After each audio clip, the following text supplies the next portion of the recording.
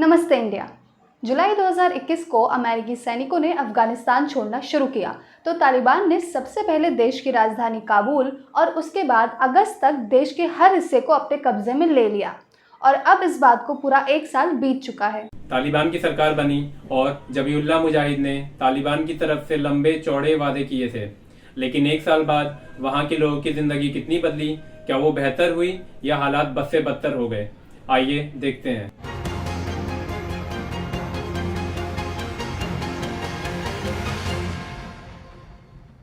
हम लड़कियों को पढ़ने और काम करने देंगे, पर इस्लामिक दायरे में रहते हुए।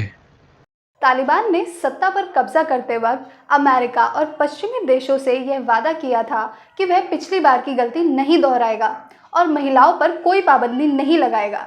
साथ ही उसने यह वादा किया था कि वह जबरन लोगों को इस्लामिक नियम मानने को नहीं कहेगा, पर ऐसा नहीं हुआ। तालिबान ने लड़कियों के लिए सेकेंडरी स्कूल को बंद कर दिया, केवल प्राइमरी स्कूल ही खोले गए। साथ ही पुरुषों के लिए दाढ़ी अनिवार्य कर दी गई। कुछ पब्लिक यूनिवर्सिटीज को महिलाओं और पुरुषों दोनों के लिए दोबारा से खोल दिया गया। पर वर्ल्ड बैंक की रिपोर्ट के अनुसार पिछले साल से अब तक काम करने वाली महिलाओं की भागीदारी कम हो गई है। साल 1998 से 2019 तक ये 15% से बढ़कर 22% तक हो गई थी और अब ये फिर से कम हो गई है। जुलाई के एमनेस्टी रिपोर्ट में ये कहा गया है कि तालिबान ने बच्चों और महिलाओं के अधिकारों को कम करा है और जिसने भी इसका विरोध किया उसे टॉर्चर तक किया गया है। हम देश की अर्थव्यवस्था को पुनर्जीवित करने का काम करेंगे।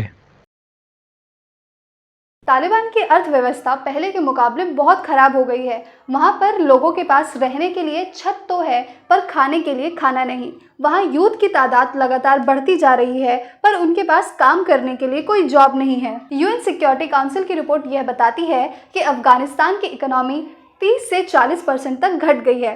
हालांकि देश को बाहरी देशों की मदद मिलने के बावजूद वहाँ की आर्थिक स्थिति खस्ता हालत में है।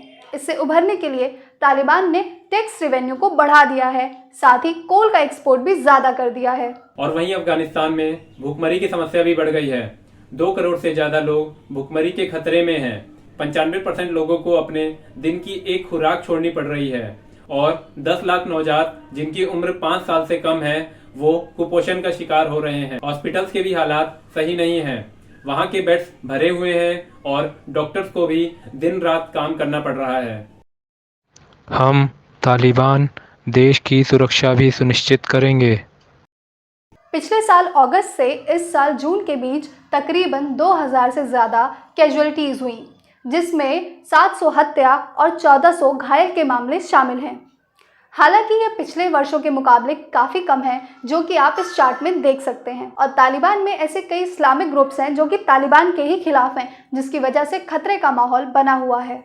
और वहीं इसकी दूसरी तरफ यूएन की रिपोर्ट के मुताबिक मानव के अधिकारों का उल्लंघन और गैर न्यायिक हत्याओं में वृद्धि हुई है। पिछले साल से अब तक 160 सरकारी ऑफिशियल्स की हत्या हो चुकी है, जो कि पिछले सरकारों में थे। इन सब बातों से ये तो जाहिर है कि साल जरूर बदल गया है, पर अफगानिस्तान में हालात बद से बदतर हो गए हैं और तालिबान ने इसे जश्न की तरह सेलिब्रेट किया, पर सच्चाई कुछ और है।